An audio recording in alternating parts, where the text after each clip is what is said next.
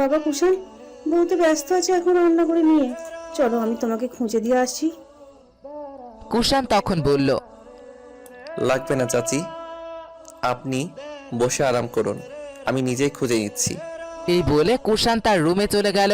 কুষাণের এমন রাগ দেখে তোরার আজ ভীষণ হাসি পাচ্ছে। তোরা হাসছে আর ভাবছে, তখন যে আমাকে বকলে এটাই তার শাস্তি। একবারের জন্য আমি আজ রুমে যাব না, তোমাকে এইভাবেই ঘোরাবো। তোরাকে এইভাবে হাসতে দেখে টুনি বলল, ভাবি হাসছো যে? ওই হাসছি হাসছি না তো। জয়া তখন বলল, আমি কিন্তু একটু একটু করে বুঝতে পারছি ভাবি আপনি কেন হাসতেন। কি বুঝতে পারছিস? ওই যে কুষাণ ভাইয়া বললো না বিয়ের কথা, আমি কিন্তু বুঝি আসলে এটা কি। তোরা কোনো কথা বলল না, কারণ তাদের সাথে যে লুৎফাও বসে আছে। টুনি তখন বলল, কি বুঝছিস জয়া, আমার বল না। তোরা এবার দুজনকেই ধমক দিয়ে বলল, কি শুরু করলে তোমরা? তাড়াতাড়ি কাজ শেষ করো, কয়টা বাজে দেখেছো? তোরা যেখানে যাচ্ছে কুষাণও পিছু পিছু সেখানেই যাচ্ছে। তোরা তখন আবার সেখান থেকে চলে অন্য জায়গায় যাচ্ছে। যৌথ পরিবার তো, কুষাণদের সেজন্য বাইরে এসে কুষাণ তোরাকে বলতেও পারছে না যে একটু রুমে এসো, কারণ কেউ না কেউ থাকবেই বাহিরে। দুপুরে রান্না বান্না শেষ করে তবে দিয়ে তোরা নিজের রুমে প্রবেশ করলো। কুষাণ একা একা রুমে শুয়ে আছে।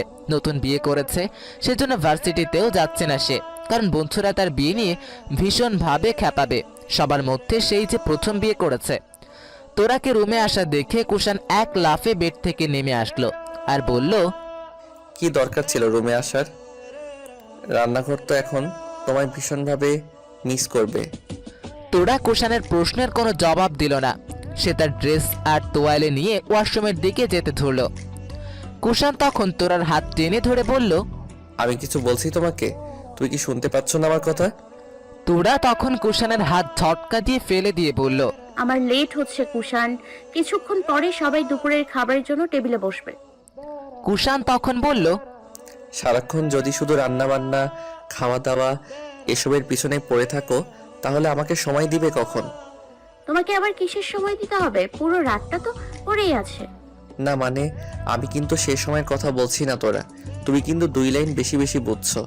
আমি কিন্তু তোমার মতো অত অভদ্র না, তুমি তো জানোই ভদ্র একটা ছেলে আমি। তোরা সেই কথা শুনে কুষাণের কাছে এগিয়ে এসে বলল, হ্যাঁ, আমি তো সেটা ভালো করেই জানি তুমি কতটা ভদ্র ছেলে। তাহলে তুমি কোন সময়ের কথা বলছো কুষাণ? কিছু না। ওকে। এই বলে তোরা আবার ওয়াশরুমের দিকে চলে যেতে ধরল। কুষাণ হঠাৎ করে বলল, তোরা, আই লাভ ইউ। কিন্তু তোরা দাঁড়ালো না, তবে সে মিটি মিটি করে হাসতে লাগলো। কুষাণ তখন হঠাৎ করেই তোরাকে পিছন দিক থেকে জড়িয়ে ধরল আর তোরার কাছে অনবরত কিস করতে লাগলো। তোরা তখন বলল, কি হচ্ছে কি কুষাণ? কুষাণ তখন তোরার সামনে গিয়ে বলল, আমার এখন প্রেম প্রেম পাচ্ছে। মানে? না মানে, আমি এখন ভালোবাসবো তোমাকে। বুঝলাম না। কুষাণ তখন এক নিঃশ্বাসে বলল, আমি বোঝাতে পারবো না কিছু, আর কিছু বলতেও পারবো না। তোমাকে এখন থেকে নিজের থেকে বুঝে নিতে হবে।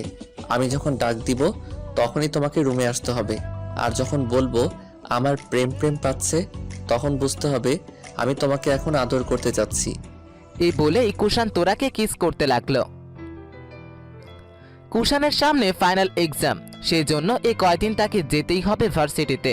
কিন্তু ভার্সিটিতে যেতে কুষাণ ভীষণ লজ্জা বোধ করতে লাগলো, কারণ সে নিশ্চিত তার দুষ্টু বন্ধুরা তার বিয়ে নিয়ে মজা করতে থাকবে। কুষাণ ছিল ডিপার্টমেন্টের মধ্যে সবচেয়ে ভদ্র, সহজ সরল একজন ছেলে। সেই ছেলে যখন সবার আগে বিয়ে করে তখন তো তাকে নিয়ে বন্ধুরা মজা করবেই। কুষাণ কিন্তু তার আর তোরার সম্পর্কের কথা বন্ধুদের জানায়নি। লুকিয়ে লুকিয়ে প্রেম করেছে সে তার বন্ধুদের বিশ্বাস করতে পারেনি, যদি আবার তাদের মধ্যে কেউ একজন তোরাকে পটিয়ে নেয়।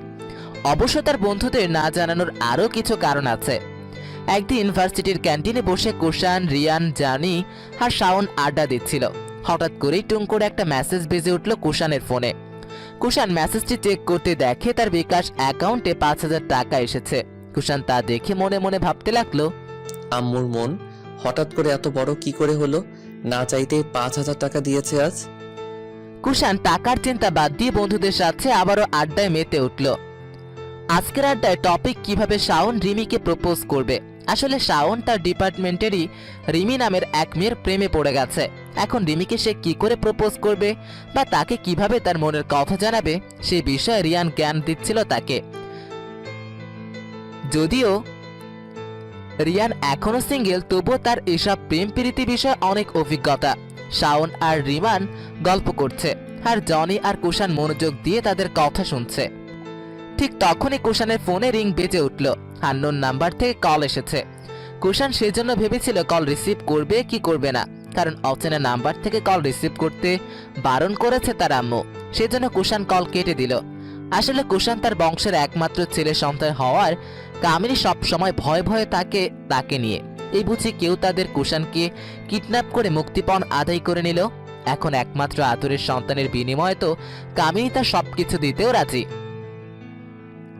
কুষাণকে তার আব্বু বা দুলাভাইদের যে কোনো একজন রেখে আসতো ভার্সিটিতে, আবার আসার সময় কেউ নিয়ে আসতো। আবার সেই আননোন নাম্বার থেকে কল আসলো। আবারও কুষাণ কেটে দিল কলটা, কিন্তু অচেনা লোকটিও কম যায় না, সেও বারবার দিতে লাগলো। জনি তা দেখে বলল, কে কল দিয়েছিল দোস্ত? বারবার কেটে দিচ্ছিস কেন? চিনি না রে, অচেনা নাম্বার। জনি সেই কথা শুনে হাসতে হাসতে বলল, চিনিস না? আমরা আছি দেখে ধরছিস না? কুষাণ তখন বলল, সত্যি আমি চিনি না, নে কথা বলে দেখ। হঠাৎ টুং করে আরেকটা মেসেজ আসলো কুষাণের ফোনে। অচেনা লোকটি বড় করে একটা মেসেজ দিয়েছে, এই ছোট লোকের বাচ্চা, জন্মে কি টাকা চোখে দেখিসনি? মানুষের টাকা পেয়ে সেটা মেরে খাওয়ার ধান্দায় আছিস। টাকাটা ফেরত দেওয়ার ভয়ে কল রিসিভই করছিস না। যদি মানুষের বাচ্চা হয়ে থাকিস, আমার টাকা আমাকে ফেরত দিয়ে দিবি।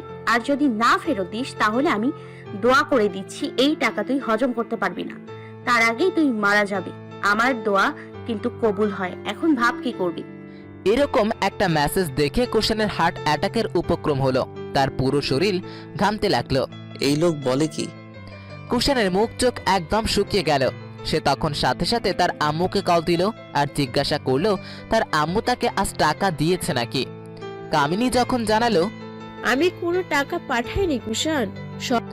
তখন ভয়ে সাথে সাথেই সেই নাম্বারে 5,000 টাকা সেন্ড করে দিল, যে নাম্বার থেকে টাকা এসেছিল কুষাণের ফোনে। টাকা পেয়ে সেই অচেনা লোকটি আবারও কল দিল কুষাণকে। কুষাণ মনে মনে ভাবতে লাগলো, আবার কেন কল দিচ্ছে? টাকা কি তাহলে যায়নি নাকি? শাওন এবার বিরক্ত হয়ে বলল, কুষাণ, ধর না কলটা, না হয় সাইলেন্ট করে রাখ। দেখছিস না আমার গুরুত্বপূর্ণ বিষয়ে কথা বলছি। এদিকে কুষাণ কল ধরছে না দেখে লোকটি আবারও একটা মেসেজ দিল, সরি, আসলে আমার মাথা ঠিক ছিল না, সেজন্য রাগ করে আজে বাজে কথা বলেছি আপনাকে। এতে কিন্তু আমার কোনো দোষ নেই। আপনার অ্যাকাউন্টে আমি ভুল করে টাকাটা পাঠিয়েছিলাম, সেজন্য কতবার কল দিলাম, কিন্তু আপনি তো রিসিভই করছেন না। সেজন্য ভেবেছিলাম আপনি আর টাকাটা দেবেন না আমাকে। মাত্র পেলাম টাকাটা। অনেক অনেক ধন্যবাদ আপনাকে। কুষাণ মেসেজটি দেখে মনে মনে ভাবতে লাগলো, হায় রে, মানুষের মুখের ভাষা, যে মুখে গালমন্দ করলো আবার সেই মুখে মধুর ভাষা বেরোলো। মানুষ বড়ই আজব। এদিকে কুষাণকে এইভাবে মোবাইলের দিকে তাকিয়ে থাকতে দেখে জনি হঠাৎ তার ফোনটা কেড়ে নিল। আর কেড়ে নিতেই এই মেসেজ দুইটা তার চোখে পড়ল। জনি তখন বলল, কি ছেলে মানুষ কুষাণ, তোর কি একটু রাগ নেই? লোকটা তোকে গালমন্দ করার সাথে সাথে টাকাটা পাঠিয়ে দিলি, আমি হলে জীবনেও দিতাম না। কুষাণ তখন বলল, ওই লোক গালমন্দ করলেই কি আর ভালোভাবে কথা বললেই কি, ওনার টাকা তো আমি এমনিতেই দিয়ে দিতাম। তাছাড়া অন্য মানুষের টাকা নিয়ে আমি কি করব? শাওন আর রিয়ান এতক্ষণ দিয়ে শুনতে চাইছে তারা কি নিয়ে আলোচনা করছে। কুষাণ তখন ওদের পুরো কাহিনী বলতেই শাওন চিৎকার করে বলল, পেয়েছি আইডিয়া। আমিও যদি এইভাবে রিমির মোবাইলে টাকা পাঠাই, তারপর টাকাটা ফেরত নেওয়ার জন্য কল করি, ও যখন আমার সাথে কথা বলবে আমি আমার আসল পরিচয় দিব না। এইভাবে যদি শুরু করি কেমন হবে তখন? এবার আর কেউ আটকাতে পারবে না আমাদের প্রেম। রিয়ান সেই কথা শুনে বলল। শাওন সেই কথা শুনে কুষাণকে জড়িয়ে ধরে বলল, দোস্ত, তুই আজ একটা কাজের মতো কাজ করলি। এই বলে শাওন কুষাণের গালে একটা কিস করলো। কুষাণ তখন বলল, এই কি করছিস? আমাকে এত ধন্যবাদ দিচ্ছিস কেন? ওই লোককে ধন্যবাদ দে যার টাকা ভুল করে এসেছে। শাওন সেই কথা শুনে বলল, তুই পরে দিয়ে দিস দোস্ত। আমি এখন চাই বিকাশে কিছু টাকা ওঠাই আগে, এরপর আমার আর রিমির প্রেম কেউ আটকাতে পারবে না। এই বলে শাওন দ্রুত সেখান থেকে চলে গেল। হঠাৎ সেই অচেনা লোকটি আবারও কল দিল। কুষাণ তখন ওর ফ্রেন্ডদের বলল, লোকটি আবার কল দিয়েছে। এই লোকটি কেন যে বারবার এত কল দিচ্ছে? এই বলে কুষাণ এবার রিসিভ করলো। জনি তখন বলল, লাউডে দে দোস্ত, আমরা একটু শুনি। কুষাণ রিসিভ করে হ্যালো। বলতেই অপর পাশ থেকে মিষ্টি সুরেলা কণ্ঠে তোরা বলল, সরি আপনাকে আবার ডিস্টার্ব করলাম। আপনি তো ভুল করে 500 টাকা বেশি দিয়েছেন। কুষাণ তোরার কণ্ঠ শুনে হা হয়ে রইল, কারণ সে কখনোই ভাবেনি ইনি একজন মেয়ে হবে। সে তো ভেবেছিল কোনো ছেলে মানুষ হবে। কুষাণকে এইভাবে চুপ থাকা দেখে জনি বলল, 500 টাকাটা আমি ইচ্ছে করেই দিয়েছি, কারণ এরকম 500-1000 টাকা আমি রেগুলার কোনো ভিক্ষুককে দান করে থাকি। আজ না হয় ভিক্ষুকের বদলে আপনার মতো কোনো ছোট মন মানসিকতার মেয়েকে দিয়ে দিলাম। তোরা জনের কথা শুনে রাগান্বিত হয়ে বলল, শাট আপ! কি বলছেন কি? ছোট মন মানসিকতা মানে? আমার সম্পর্কে জেনে বুঝে কথা বলুন। হ্যাঁ, জেনেই কথাটা বলছি। খুব ছোট মন আপনার। তা না হলে আপনি এরকম মেসেজ কখনোই দিতেন না। সুন্দর করে তো বলতে পারতেন যে আমার টাকা ভুল করে আপনার অ্যাকাউন্টে চলে গিয়েছে। তা না করে কি ভাষা ইউজ করছেন, ফালতু মেয়ে কোথাকার। তোরা তখন রাগ করে এক নিঃশ্বাসে বলল, অসুস্থ তোরাকে রেখে চলে যেতে হলো কুষাণকে। কুষাণ যে জন্য তার শ্বশুরবাড়ি এসেছিল সেই আশা আর পূরণ হলো না তার। সে তো তোরাকে নেওয়ার জন্য গিয়েছিল তার শ্বশুরবাড়ি, কিন্তু কে জানতো তোরা এইভাবে অসুস্থ হয়ে যাবে। অন্যদিকে কামিনীও নাকি অসুস্থ, আর তিনি অসুস্থ হওয়া মানে কুষাণ কুষাণ বলে চিল্লাচিল্লি করা। যতক্ষণ কুষাণ তার সামনে না আসে তিনি আর সুস্থ হন না। কুষাণ নিজেও এখনো পুরোপুরি সুস্থ হয়নি, কিন্তু মায়ের অসুস্থতার কথা শুনে তাকে যেতেই হলো বাড়িতে। কুষাণ বাড়ি এসে দেখে কামিনী বেগম শুয়ে আছেন বিছানায়। কুষাণকে দেখা মাত্র কামিনী উঠে বসতে ধরলে কুষাণ বলল, আম্মু থাক থাক, উঠতে হবে না। এখন কেমন আছো তুমি? আছি বাবা, ভালো। কিন্তু তুই এমন শুকিয়ে গেছিস কেন? কামিনী তখন বলল। এই বলে কামিনী কুষাণের মুখ চোখ বুলিয়ে দিতে লাগলো। কুষাণ তখন বলল, কই শুকাইছি, জার্নি করে আসলাম তো, এই জন্য এরকম লাগছে। যা বাবা, রুমে গিয়ে ফ্রেশ হয়ে নে আগে। হ্যাঁ যাচ্ছি আম্মু। তার আগে বলো, কি অসুখ হয়েছে তোমার? কামিনী কুষাণের প্রশ্ন শুনে চুপ করে থাকলে জারিফ চৌধুরী বলল। জারিফ চৌধুরী তখন বলল, বাবা কুষাণ, তুই চোখের সামনে না থাকলে তোর আম্মু অসুস্থ হয়ে যায়। এখন এসেছিস না, দেখবি কয়েক মিনিটের মধ্যেই সুস্থ হয়ে যাবে তিনি। মানে কি আব্বু?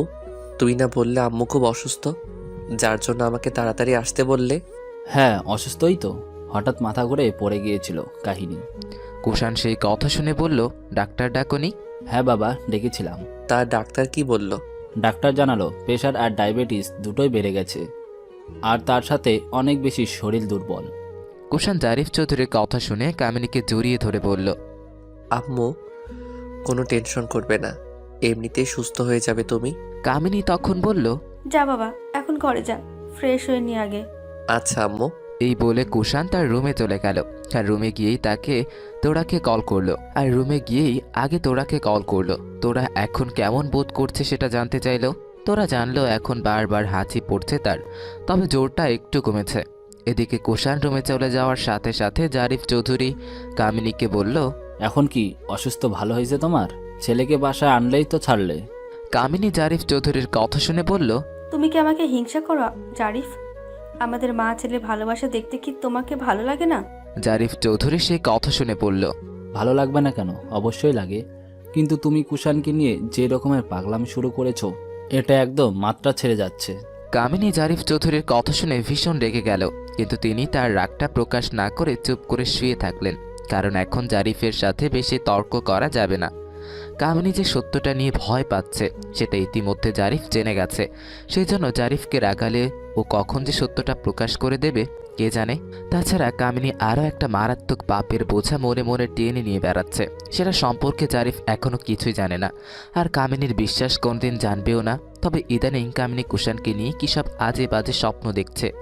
কাল রাতেও ভয়ঙ্কর একটা স্বপ্ন দেখেছে, এক মহিলা তার কুষাণকে নিয়ে টানাটানি করছে। কামিনী তার চোখের সামনে ছেলেকে কি অন্যজনের কাছে যেতে দিতে পারেন? সেজন্য তিনিও টানাটানি শুরু করেছেন। এক পর্যায়ে কুষাণের হাতটাই ছিঁড়ে যায়। এই স্বপ্ন দেখা মাত্র কামিনী অসুস্থ হয়ে যায়। তিনি কিছুতেই কুষাণকে এইভাবে তার থেকে দূরে রাখতে পারছিলেন না, যার কারণে জারিফ চৌধুরীকে বলে, আমার অসুস্থতার কথা জানিয়ে দাও কুষাণকে। জারিফ কামিনীর কথা মতো কুষাণকে কামিনীর অসুস্থতার খবর দেয়। কিন্তু কামিনী শারীরিকভাবে এতটাও অসুস্থ নয়, তবে মানসিকভাবে ভীষণ অসুস্থ বোধ করছে সে। পরের দিন কামিনী চৌধুরী জ্যোতিকে নিতে এলো। যে আশায় জ্যোতিকে কামিনীর বাড়িতে পাঠিয়ে দিয়েছিল, সেই আশা তো আর পূরণ হলো না তার। কামিনী অনেক বোঝানোর ফলেও যামিনী কিছুতেই শুনল না। যামিনী উল্টো বকবকি শুরু করলো কামিনীকে। কুষাণ যখন অবিবাহিত ছিল তখনই জ্যোতির সাথে বিয়ে দিতে পারেনি, আর এখন তো কুষাণ বিবাহিত। এখন আর কি আশায় আমি মেয়েকে এই বাড়িতে রাখবো? আসলে কামিনী আর যামিনীর ভীষণ ইচ্ছে ছিল কুষাণের সাথে যাতে জ্যোতির বিয়েটা হয়, কারণ মিস্টার সুলেইমান চৌধুরী মানে কুষাণের নানা তার সমস্ত প্রপার্টি হজে যাওয়ার আগে ভাগ করে দিয়ে গেছেন দুই মেয়ের মধ্যে, যার জন্য দুই বোনের ইচ্ছে ছিল কুষাণ আর জ্যোতির বিয়ে হয়ে গেলে তাদের প্রপার্টি আর বাহিরে যাবে না, অন্য মেয়ে এসে এই বাড়িতে রাজত্ব করবে, সেটা কিছুতেই চায়নি কামিনী আর যামিনী। কিন্তু জ্যোতিকে আবার ইরা মীরা লীরার পছন্দ ছিল না। তারা চাইতো না জ্যোতি এই বাড়িতে আসুক, এই জন্য তারা নিজের পাত্রী দেখা শুরু করেছিল। এখান থেকেই ঝামেলাটা শুরু হয়। আর বাহিরে পাত্রী দেখা শুরু করে সবাই। অবশেষে ভাগ্যের পরিক্রমায় তারা কুষাণের গার্লফ্রেন্ডকেই চয়েস করে নিয়ে আসে। তবে সম্পত্তি ভাগ হওয়ার ব্যাপারে সবাই জানে পুরো সম্পত্তি কামিনী আর যামিনীর নামে, কিন্তু আসলে সুলেইমান চৌধুরী তার মূল্যবান প্রপার্টিগুলোই কুষাণের নামে লিখে দিয়েছেন, যেহেতু সে বংশের মধ্যে একমাত্র নাতি। আর এটা সুলেইমান চৌধুরী আগে থেকেই ঘোষণা দিয়েছিলেন, যার ছেলে হবে তিনি তাকে তার ব্যবসা বাণিজ্য, শহরের জায়গাগুলো আর বাড়িগুলো সব লিখে দিবেন। এই কথাটা শুধুমাত্র কামিনী আর যামিনীকে জানিয়েছেন সুলেইমান চৌধুরী।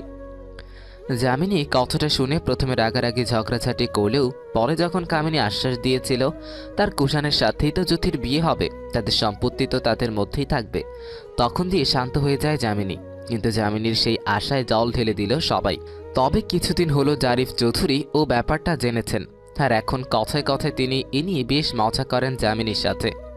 কামিনী সেজন্য ভীষণ ভয়ের মধ্যে আছে, যদি ব্যাপারটা সবাই জেনে যায় তখন তো আর দাম থাকবে না এই বাড়িতে। সবাই তো তখন কুষাণ আর তোরাকে মাথায় তুলে রাখবে। যেহেতু বাড়ির সবাই জানে সমস্ত প্রপার্টি কামিনীর নামে, সেজন্য সবাই তাকে দেখে ভয় করে। 2 দিন পর তোরা পুরোপুরি সুস্থ হলো, এখন তো তাকে আনতে হবে বাড়িতে। সেজন্য কুষাণ তার আম্মুকে বলল, আম্মু, আর কতদিন থাকবে তোরা? ওকে তো এখন আনতে যেতে হবে। কামিনী সেই কথা শুনে বলল, বাবার বাড়িতে যখন গিয়েছে থাক না কয়েকটা দিন, এত তারা কিসের? কুষাণ তার আম্মুর মুখে এমন কথা শুনে আর এ ব্যাপারে কিছুই বলল না। সে চুপচাপ ভার্সিটিতে চলে যেতে ধরল। কামিনী বুঝতে পারল ছেলে তার এমন কথায় মন খারাপ করেছে। তার ছেলে যে পুরোপুরি বউ পাগল হয়েছে, এতে কামিনীর আর বিন্দু মাত্র সন্দেহ রইল না। কামিনী যে কারণে সবার পছন্দ করা মেয়ের সাথে কুষাণের বিয়ে দিলেন, সেই মেয়েই যে 2 দিন এইভাবে কুষাণের মন জয় করে নেবে, সত্যি অবাক হয়ে যাচ্ছে কামিনী। কামিনী ভেবেছিল তাদের অত্যাচারে এমনিতেই কুষাণের বউ চলে যাবে। আসলে বাস্তবে কামিনী চাচ্ছে না কুষাণের বউ এই সংসারে থাকুক, শুধুমাত্র কুষাণকে তিনি নামের বিয়ে করিয়েছেন, যেহেতু সুলেইমান চৌধুরী নিজে বলেছেন। তাড়াতাড়ি কুয়াশানের বিয়ের ব্যবস্থা করো। এত অত্যাচার আর অপমান করার পরেও তোরা যে এই বাড়িতে এখনো আছে, ব্যাপারটা এখন বেশ ভাবায় কামিনীকে, কারণ অন্য কোনো মেয়ে এরকম সংসার কিছুতেই করতে চাইতো না। কুষাণকে মন খারাপ করে চলে যাওয়া দেখে কামিনী কুষাণের হাত ধরে বলল, তুই নিশ্চিন্তে ভার্সিটিতে চলে যা কুষাণ, আমি নিজে তোরাকে আনার ব্যবস্থা করছি। কুষাণ সেই কথা শুনে বলল, আমি গেলে কি প্রবলেম আম্মু? আমি যাই আনতে? এত ঘন ঘন শ্বশুরবাড়ি যেতে হয় না বাবা, এতে জামাইয়ের আদর কমে যায়। তাছাড়া তোর সামনে ফাইনাল পরীক্ষা, আর মিস দিস না প্রাইভেটগুলো।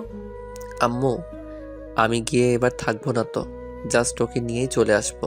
কামিনী তবুও রাজি হলো না। তবে কামিনী আশ্বাস দিল আজকের মধ্যেই তিনি তোরাকে আনবেন। কুষাণ ভেবেছে হয়তো তার আম্মু আব্বু আনতে যাবে তোরাকে, সেজন্য সে খুশি মনে ভার্সিটিতে চলে গেল। এদিকে কামিনীকে তোরাকে আনার জন্য সুমনকে পাঠাবে বলে ঠিক করলো। সুমন তো শোনা মাত্র রাজি হয়ে গেল, কিন্তু সুমনের আনন্দে জল ঢেলে দিল সোনিয়া। সে বায়না ধরল সেও যাবে সুমনের সাথে, কিন্তু সুমন তো যেতে চাচ্ছিল এই সুযোগে যদি একটু সে স্বর্ণার সাথে ভাব জমাতে পারে। সোনিয়া তার সাথে থাকলে কি সেই আশা পূরণ হবে তার? সুমন অনেক বোঝালো সোনিয়াকে যে